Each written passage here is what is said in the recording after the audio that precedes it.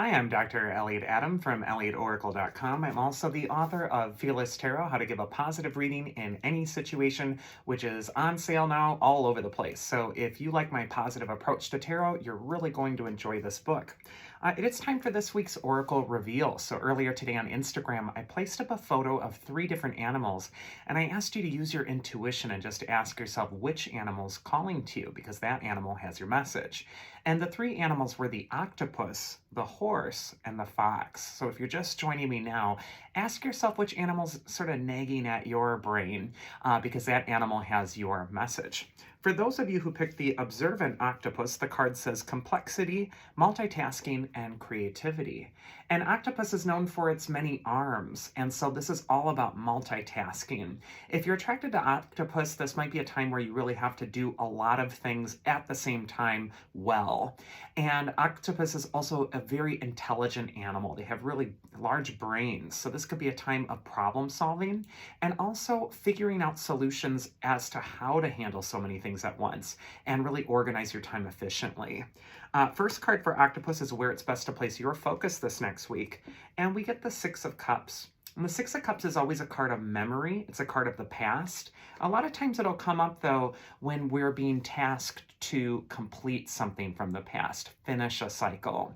So if you're trying to organize your time or wonder how you're going to handle everything that's before you, the Six of Cups might tell you to start with what's left undone. What's the unfinished business? What's the thing from the past that it's finally time to come full circle with? And when we're not even talking about tasks, but more your feelings, your emotions, the Six of Cups is also a card of bringing closure to something that's been nagging with you for a little while.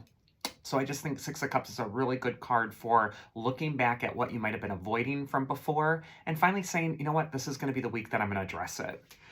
The second card you got is advice from your inner wisdom, and we got the Queen of Pentacles. The Queen of Pentacles is a patient guardian. She's usually seated in a garden, and it's not quite in full bloom yet. And what she tells you to do is focus on the task that's in front of you. She's a highly productive card. And she also, in a lot of decks, you can barely see it here, but she usually has a little rabbit in the corner of the card, which can sometimes represent nervous energy, anxiety, some worries. So this could be a week for Octopus where there's a lot on your mind. There's a lot of anxiety that might be going on. But the Queen of Pentacles is saying, be efficient. Place your focus on the most practical task in front of you.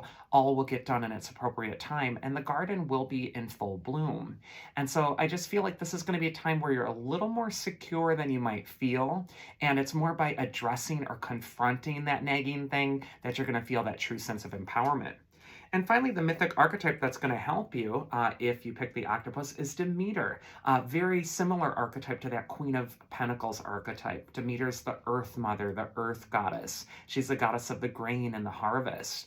And she's just basically saying that your harvest is going to come, but right now it might be the time to do the work. So again, what needs to be completed? What's been left undone? Demeter is really telling you to go back and to do that. And also she's the goddess of the seasons. And in the northern hemisphere here, we're approaching winter soon. So this could be a time where you're going inward, where you're really kind of turning that energy into a more reflective thing. And you're not really concerned with what's going on outside of you, but that you're planting the seeds for your future intentions now. The second animal is the honorable horse. So if you picked horse, the card says freedom, leadership, and intuition. And horse is an archetype for leadership and taking the lead. It's also that archetype for freedom.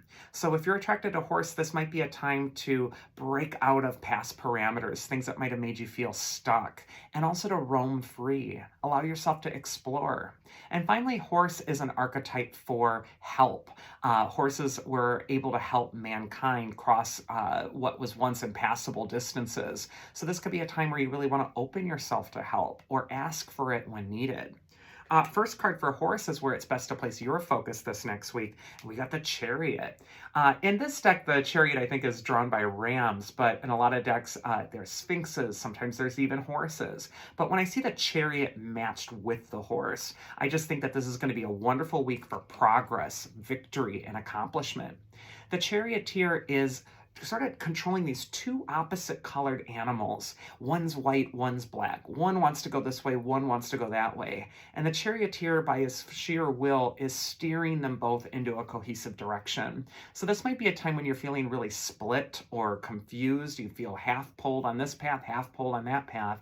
And Chariot is really saying to reconcile those opposites and to really focus toward a goal that you can achieve. Chariot is also a card of victory. So if you actually give it a try, you give it a shot, you make it happen, this card will assure that victory will be yours. Second card is advice from your inner wisdom if you pick the horse. There's another horse archetype with the Knight of Pentacles. The Knight of Pentacles has been called the young man of unfulfilled expectations. He's got a lot of high hopes about what he's going to be, what he's going to become, but he's still growing into that king role.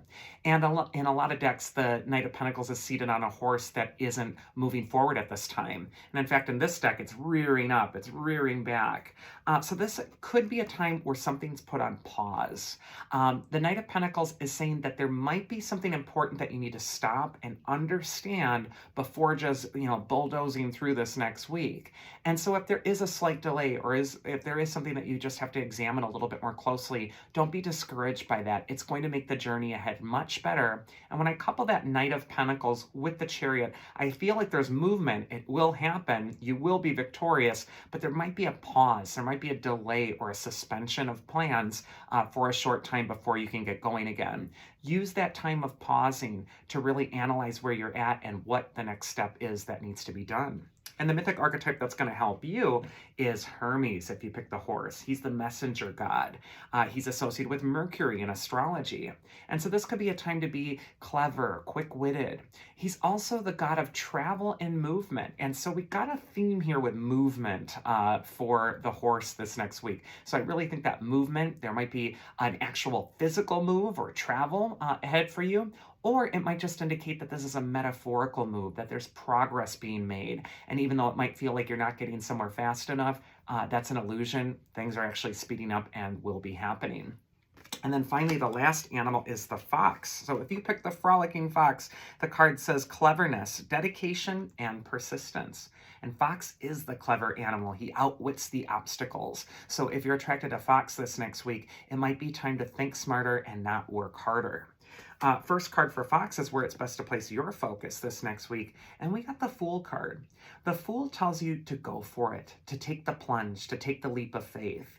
That the only success that you're ever really going to achieve in this life is going to come when you initiate that beginning.